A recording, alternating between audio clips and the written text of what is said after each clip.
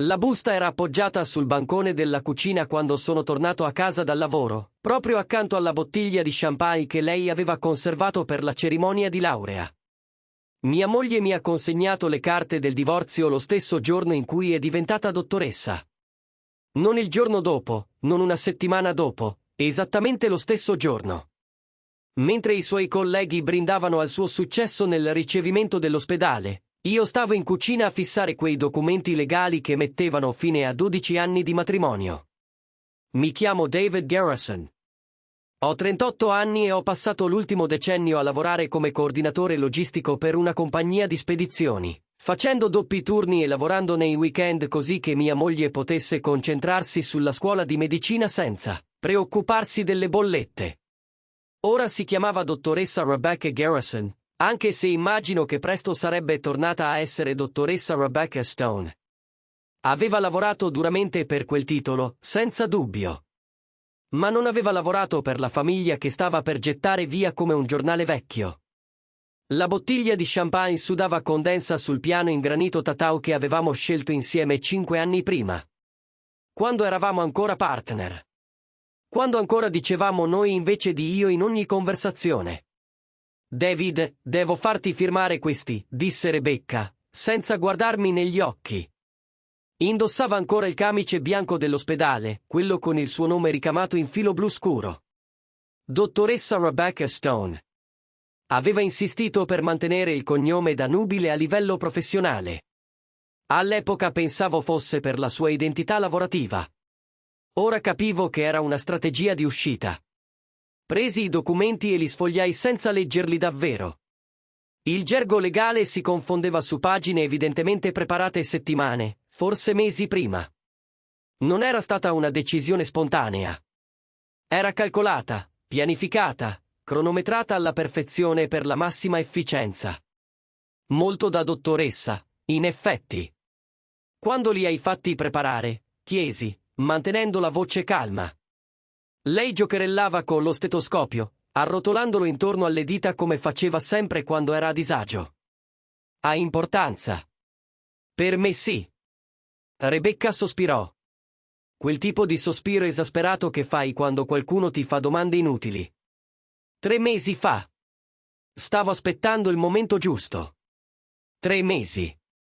Mentre io lavoravo 60 ore a settimana per pagare l'ultimo dei suoi prestiti studenteschi, mentre dicevo al mio capo che non potevo accettare la promozione perché significava trasferirmi e la sua specializzazione era qui. Mentre organizzavo una festa a sorpresa per la sua laurea che evidentemente non ci sarebbe stata. Il giorno della laurea è il momento giusto, dissi. È un nuovo capitolo, David. Taglio netto, nuovo inizio. Capisci? Capivo benissimo. Capivo che la studentessa di medicina in difficoltà che aveva bisogno del mio sostegno era diventata la dottoressa, Rebecca Stone, che non aveva più bisogno di nulla da me. Capivo che ogni sacrificio fatto, ogni sogno rimandato, ogni compromesso aveva una data di scadenza che nessuno mi aveva mai detto. Dove firmo? Chiesi. Lei sembrò sorpresa, forse persino delusa. Come se si aspettasse una lotta, una scena drammatica da usare per giustificare la sua decisione in seguito. Ma non le avrei dato quella soddisfazione. Firmai ogni pagina senza leggerla. La mia firma era ferma, chiara, solo David Garrison che faceva ciò che doveva essere fatto. Quando le rimisi i documenti sul bancone, Rebecca li guardò come se non riuscisse a credere che fosse così facile. È tutto, disse. Non vuoi chiedere perché? Non vuoi provare a sistemare le cose? Guardai mia moglie, la guardai davvero, e vidi una sconosciuta con tratti familiari. Cosa c'è da sistemare, Rebecca? Hai deciso mesi fa. Io sto solo recuperando il ritardo. Aprì la bocca come per dire qualcosa, poi la richiuse. Vidi il calcolo nei suoi occhi, lo stesso sguardo che aveva quando affrontava una diagnosi difficile. Si aspettava resistenza. La mia collaborazione stava mandando all'aria il suo copione. Dovrei andare. Fai le valigie, dissi, dirigendomi verso le scale. Dove vai? Ha importanza. Rebecca non rispose. Rimase lì, nel suo camice bianco, con quelle carte firmate del divorzio in mano come un diploma conquistato, mentre io salivo le scale a smantellare 12 anni di vita condivisa. Se questa storia ti sta toccando, se ti fa riflettere su sacrificio, relazioni e su ciò che davvero ci dobbiamo, premi il pulsante per iscriverti e lascia un commento qui sotto con i tuoi pensieri. Raccontami se ti sei mai sentito dato per scontato in una relazione. Il tuo coinvolgimento mi aiuta a portarti altre storie come questa. Ora, continuiamo con quello che è successo dopo. La verità è che avevo visto tutto questo arrivare da almeno 6 mesi. Non consapevolmente, forse, ma in quel posto profondo dove sai le cose prima di essere pronto ad ammetterle. Rebecca si stava allontanando gradualmente, come qualcuno che esce da una stanza sperando che nessuno noti la sua uscita. Era iniziato con piccoli cambiamenti. Aveva smesso di chiedermi come era andata la giornata. Le sue conversazioni al telefono si spostavano dal soggiorno a stanze chiuse. Aveva nuovi interessi, nuovi amici in ospedale, persone che non mi aveva mai presentato davvero. Quando suggerivo di pianificare una vacanza dopo la laurea, qualcosa di cui parlavamo da anni, rispondeva con uno forse che chiaramente significava no.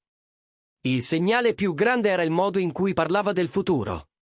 Sempre o quando finirò la specializzazione o una volta che sarò affermata nella mia professione. Mai noi, mai insieme, solo io che facevo progetti in un mondo in cui apparentemente io non esistevo. Ma mi ero convinto che fosse stress. La scuola di medicina è dura. La specializzazione è peggio. Era stanca, sopraffatta, concentrata sulla carriera. Quando le cose si fossero calmate, ci saremmo riconnessi.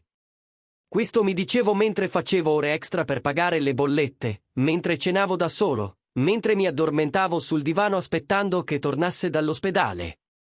Feci le valigie in modo sistematico, come affrontavo i problemi logistici al lavoro, vestiti, effetti personali, documenti, fotografie.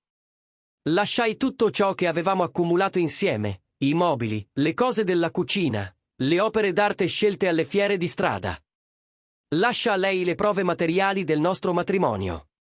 A me interessava un nuovo inizio, non una battaglia per la custodia della macchina del caffè.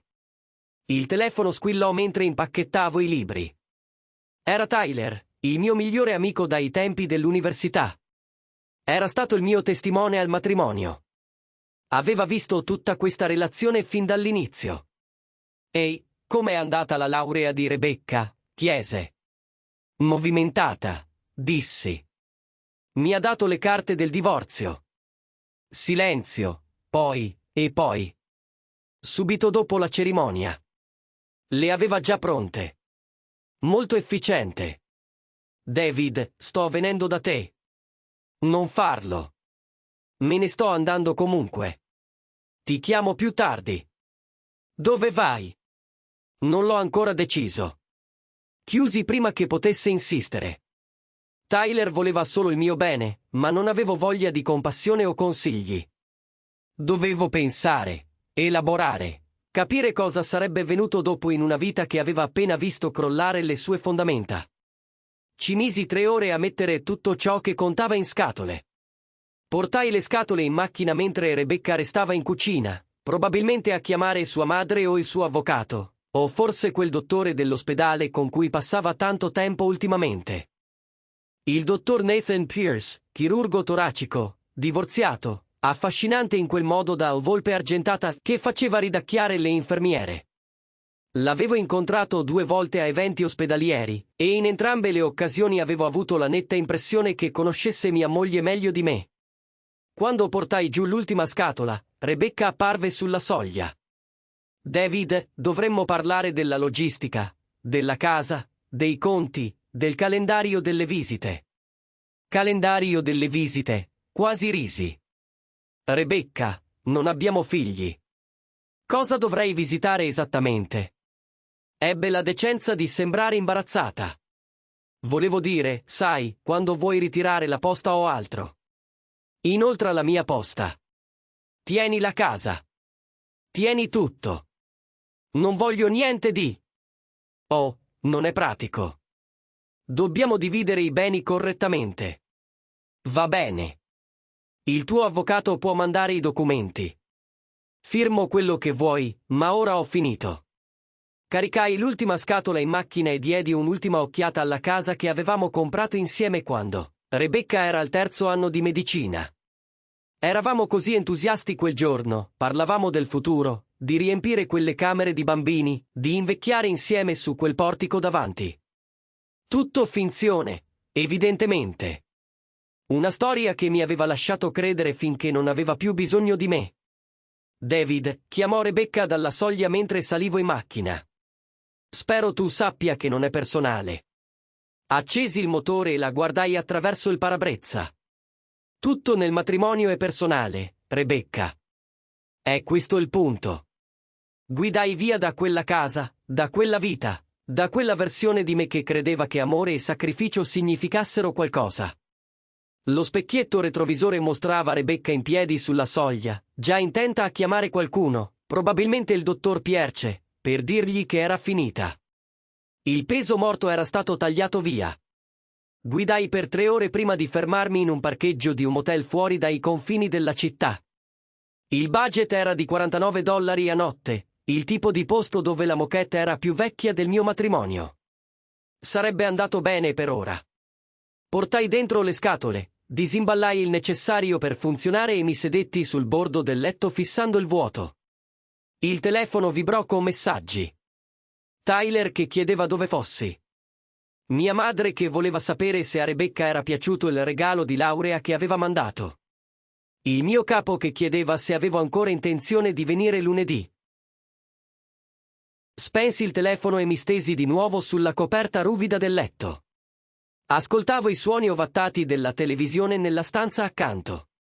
Per 12 anni mi ero definito attraverso Rebecca, avevo sostenuto i suoi sogni, adattato la mia vita al suo orario, fatto del suo successo il mio obiettivo principale, e l'avevo fatto volentieri, persino con entusiasmo, perché credevo che stessimo costruendo qualcosa insieme, una partnership in cui a volte una persona porta più peso così che l'altra possa realizzare i propri sogni. Poi si scambiano i ruoli e ci si sostiene a vicenda a turno. Tranne che non siamo mai arrivati alla parte dello scambio di ruoli. Nel momento in cui Rebecca non ha avuto più bisogno di me, sono diventato usa e getta. Credo di essermi addormentato perché quando riaprii gli occhi era buio fuori e il telefono vibrava furiosamente, sul comodino. L'avevo riacceso senza ricordare di averlo fatto. 17 chiamate perse da Rebecca. 23 messaggi, ognuno più frenetico del precedente. I primi erano pratici, dobbiamo parlare dell'assicurazione della casa, hai preso le chiavi di scorta dell'auto? Tua madre ha chiamato, cosa le dico? Poi il tono cambiò, David, questo è infantile. Richiamami. Siamo adulti. Possiamo gestire tutto con maturità. Non puoi sparire così. L'ultimo inviato 20 minuti prima, David, per favore. Dobbiamo parlare. Ho fatto un errore. Fissai quel messaggio a lungo. Una parte di me voleva richiamarla, sentire cosa aveva da dire, magari scoprire che era tutto un malinteso. Ma sapevo che non era così.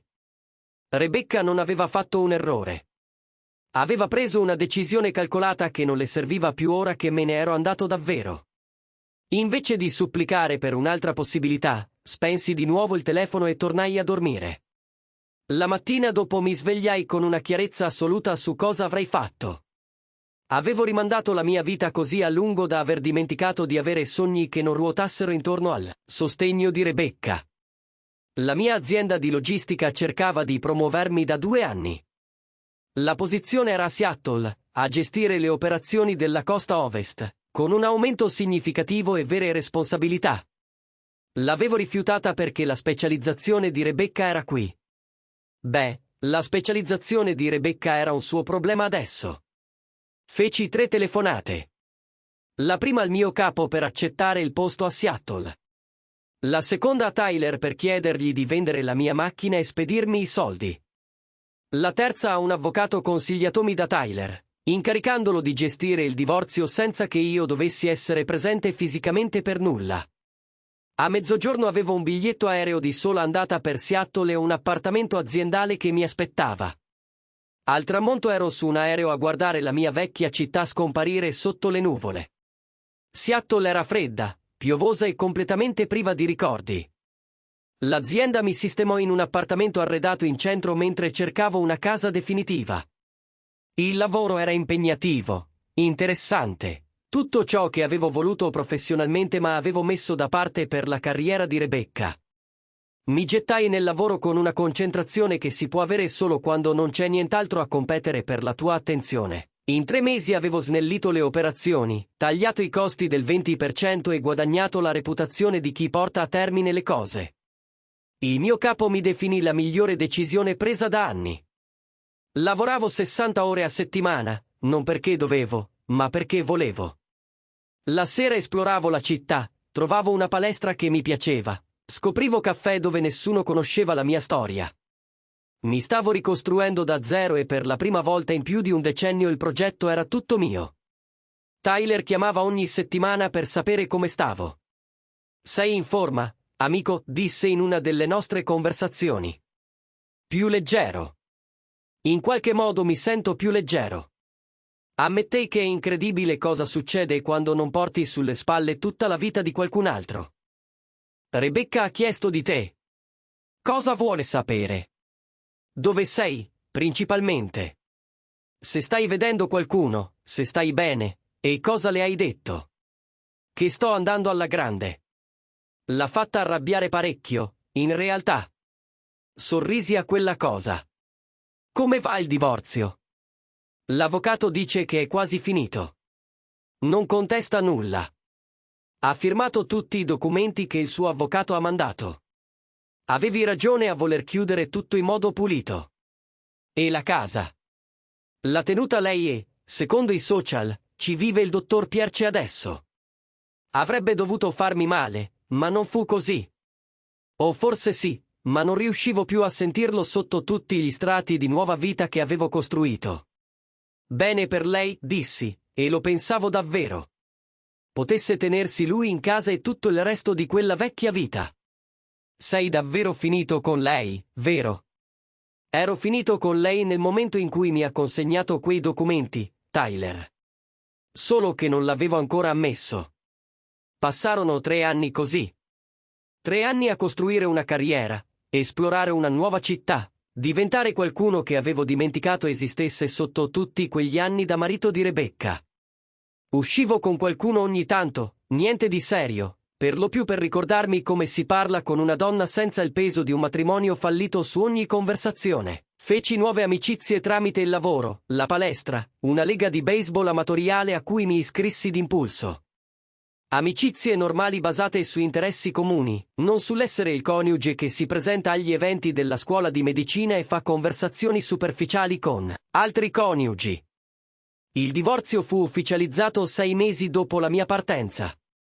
L'avvocato mi inviò copie di tutti i documenti, chiudendo ufficialmente ciò che era finito ufficiosamente il giorno in cui Rebecca decise che la sua nuova vita non mi includeva più. Li firmavo nel mio appartamento di Seattle, guardando il Space Needle, provando solo sollievo che la carta finalmente corrispondesse alla realtà. Comprai una casa a Fremont, un quartiere pieno di artisti, caffè e persone a cui non importava del tuo passato. La sistemai da solo nei fine settimana, imparando a fare il falegname con i video su YouTube, scoprendo che in realtà mi piaceva lavorare con le mani. La casa divenne il mio progetto, il mio investimento in un futuro che era tutto mio. Tyler venne a trovarmi una volta, per un lungo weekend in cui per lo più bevemmo birra buona e parlammo di tutto tranne che di Rebecca. L'ultima sera, seduti sul mio terrazzo a guardare il tramonto, disse: Sai che sta cercando di trovarti, vero? Presi un lungo sorso di birra. Perché? Nessuna idea, ma ha chiesto in giro. Ha chiamato il tuo vecchio ufficio, ti ha rintracciato. Tua madre mi ha mandato un messaggio su Facebook il mese scorso. Cosa le hai detto? Che te ne sei andato e non avevo informazioni aggiornate, il che è tecnicamente vero visto che hai cambiato numero. Avevo cambiato numero proprio per evitare situazioni come questa. Il passato era passato. Non c'era motivo di lasciare porte aperte a chi aveva chiarito di voler uscire. Se ti contatta di nuovo, dissi, dille la stessa cosa. Sto bene. Sono andato avanti e preferirei essere lasciato in pace. Va bene, disse Tyler. Poi, dopo una pausa, non pensi mai a lei? A volte, ammettei. Ma non nel modo in cui intendi tu. Più come a un film che ho visto una volta e che non è finito come mi aspettavo. È successo a qualcuno, ma non mi sembra più che sia successo a me. Questa era la verità. David Garrison, che era stato sposato con Rebecca Stone, sembrava una persona diversa, qualcuno che conoscevo ma con cui avevo perso contatto. La versione attuale di me, che viveva a Seattle, gestiva le operazioni della costa ovest, sistemava una casa a Fremont. Era un individuo completamente separato. Poi, 3 anni e 2 mesi dopo aver lasciato quella casa, il telefono squillò con un numero che non riconoscevo. Quasi non risposi, ma qualcosa mi spinse a farlo. David. La voce di Rebecca mi colpì come acqua gelata. Oh mio Dio, hai risposto. Ti sto cercando da mesi.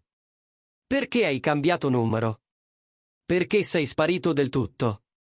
Mi appoggiai allo schienale della sedia, guardando la pioggia scorrere sul vetro della finestra dell'ufficio. Rebecca, come hai avuto questo numero? Dai registri dell'ospedale. Lo hai indicato come contatto d'emergenza per qualcosa. David, dobbiamo parlare. Non dobbiamo fare niente. Siamo divorziati. Di cosa potremmo mai dover parlare? Di noi. Di quello che è successo? David, ho fatto un errore. Un enorme errore.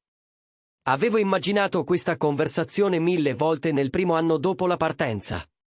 Immaginato cosa avrei detto, come avrei reagito, se mi sarei sentito vendicato, amaro o trionfante. Ma ora che stava davvero accadendo, non provavo quasi nulla. Forse solo un po' di stanchezza. Rebecca, sono passati 3 anni. Lo so, e ho pensato a te ogni singolo giorno, a quello che ho fatto, a quello che ho buttato via. Io e il dottor Pierce, non ha funzionato. In realtà, niente ha funzionato. Continuo a cercare di andare avanti, ma tutto sembra sbagliato perché tu non ci sei. Non è più un mio problema. David, per favore, ascolta solo un minuto. Ero stupida e spaventata, e pensavo di aver bisogno di qualcosa di diverso, di più eccitante di quello che avevamo. Ma mi sbagliavo. Tutto quello che pensavo di volere si è rivelato vuoto. La carriera è fantastica, ma tornare a casa ogni sera in una casa vuota, finalmente capisco cosa mi hai dato in tutti quegli anni, cosa hai sacrificato. Mi alzai e andai alla finestra, guardando il traffico di Seattle che strisciava sotto la pioggia. Sono contento che tu l'abbia capito. Spero ti aiuti nella tua prossima relazione. Non ci sarà una prossima relazione. C'è solo me che realizza di aver perso l'unica persona che mi ha amato davvero. Non mi hai perso, Rebecca. Mi hai consegnato i documenti del divorzio il giorno della tua laurea e mi hai detto che volevi un taglio netto. Questo non è perdere qualcuno. È disfarsene. Ora piangeva. Lo sentivo nella sua voce. Lo so. Lo so. E mi dispiace tanto, David. Ho 200 chiamate perse sul tuo vecchio numero, centinaia di messaggi che non hai mai letto. Ho cercato di raggiungerti per più di un anno. Perché? Perché ti amo. Perché voglio un'altra possibilità. Perché finalmente sono cresciuta abbastanza da capire che l'uomo che mi ha sostenuta durante la scuola di medicina, che faceva doppi turni per farmi studiare, che festeggiava ogni piccola vittoria come se fosse sua, quell'uomo vale più di qualsiasi titolo, carriera o nuova relazione eccitante. Appoggiai la fronte sul vetro freddo della finestra. 3 anni fa, queste parole sarebbero state tutto quello che avrei voluto sentire, ma ora suonavano solo come qualcuno che si era reso conto di aver fatto un cattivo investimento e voleva rinegoziare. Rebecca, devi ascoltare molto attentamente quello che sto per dirti. Non sono più quella persona. Il David Garrison che ti amava incondizionatamente, che avrebbe fatto qualsiasi cosa per te, che ha costruito tutta la sua vita intorno al sostegno dei tuoi sogni. Quell'uomo è morto il giorno in cui mi hai consegnato quelle carte del divorzio. Ora sono un'altra persona. Qualcuno che ha imparato che non puoi amare abbastanza qualcuno da farlo restare se ha già deciso di andarsene. Non è giusto.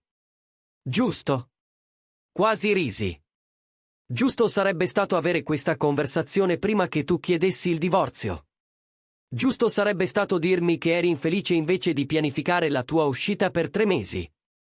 Giusto sarebbe stato trattare tuo marito come un partner e non come un trampolino da scartare quando non ti serviva più. Silenzio dall'altra parte, poi piano. Cosa stai dicendo? Sto dicendo grazie per la lezione. Grazie per avermi insegnato che valgo più di essere il sistema di supporto di qualcuno. Grazie per avermi costretto a costruire una vita che sia davvero mia. Ma sto anche dicendo addio, Rebecca, per davvero questa volta. Per favore, non cercare più di contattarmi. David, aspetta. Chiusi. Il mio telefono iniziò subito a vibrare con chiamate dallo stesso numero. Lo bloccai. Poi rimasi seduto alla scrivania a lungo a guardare la pioggia, sentendo qualcosa allentarsi nel petto che non avevo capito fosse ancora stretto. 24 minuti dopo chiamò Tyler. Amico, Rebecca mi ha appena chiamato in panico. Ha detto che le hai riattaccato in faccia e non rispondi. Che è successo? Ha trovato il mio numero, voleva riconciliarsi. Ho detto no. Come ti senti? Ho pensato. Libero. Mi sento completamente libero. Bene, disse Tyler, perché tra me e te, non vuole te indietro perché ti ama. Ti vuole indietro perché il dottor Pierre ce l'ha mollata per una più giovane e la sua specializzazione è un inferno. E ha finalmente capito che fare il medico non è così glamour come pensava. Tu non sei una persona per lei, amico. Sei una rete di sicurezza. Lo so. E non vuoi nemmeno ascoltarla. Tyler, se qualcuno ti butta via, non gli dai la possibilità di buttarti via 2 volte. Ho imparato la lezione. Ho costruito una nuova vita. E niente di quello che potrebbe dire mi farebbe tornare a essere la persona che ero quando stavo con lei. Parlammo ancora un po', ma alla fine dovetti tornare al lavoro. Una spedizione era in ritardo a Portland, e la mia squadra aveva bisogno di indicazioni per cambiare rotta. Problemi veri con soluzioni vere, molto più semplici del complicato pasticcio di Rebecca che chiama 3 anni troppo tardi con scuse che non cambiano nulla. Quella sera, seduto a casa mia a Fremont, mentre rifinivo i pavimenti in legno della stanza degli ospiti, pensai al David Garrison che stava in quella cucina a firmare le carte del divorzio. Era stato spezzato, forse, ma anche abbastanza intelligente da andarsene pulito. Da non lottare per qualcosa che era già andato, da ricominciare da capo in un posto nuovo invece di infestare le rovine di un matrimonio morto. 3 anni dopo, ero la prova che a volte la cosa migliore che qualcuno può fare per te è lasciarti andare. Anche se all'epoca non lo intendeva come un regalo. Il mio telefono vibrò ancora una volta quella notte. Un messaggio da un numero sconosciuto che doveva essere Rebecca con un altro telefono. David, ti prego. Ti supplico. Solo una conversazione, solo un caffè. Lascia che ti spieghi. Lascia che mi scusi come si deve. Verrò a Seattle, ti prego. Fissai quelle parole a lungo. Una parte di me, forse una piccola parte che ricordava ancora di amarla, voleva dire sì, voleva sentire la spiegazione, accettare le scuse, forse anche darle un'altra possibilità. Ma la parte più grande, quella che aveva imparato, cresciuto e si era ricostruita in 3 anni, sapeva di no. Alcune porte si chiudono per una buona ragione. Alcuni capitoli finiscono perché la storia deve andare avanti. Alcune relazioni ti insegnano cosa non accettare mai più. Cancellai il messaggio senza rispondere. Poi tornai a rifinire i pavimenti, a costruire la mia casa, a vivere la mia vita, quella che le carte del divorzio di Rebecca avevano accidentalmente autorizzato a creare. A volte la cosa peggiore che ti succede si rivela la cosa migliore che potesse capitarti. Devi solo essere disposto ad andartene e scoprire cosa avviene dopo. Se questa storia ti ha colpito, se hai imparato qualcosa sul valore di te stesso e su quando è il momento di andartene, prenditi un momento per mettere i mi piace a questo video e condividerlo con qualcuno che potrebbe aver bisogno di sentirlo. Lascia un commento qui sotto su un momento in cui perdere qualcosa si è rivelato l'inizio di qualcosa di meglio. Le vostre storie ispirano questi video e leggo ogni singolo commento. Grazie per essere qui e ci vediamo al prossimo.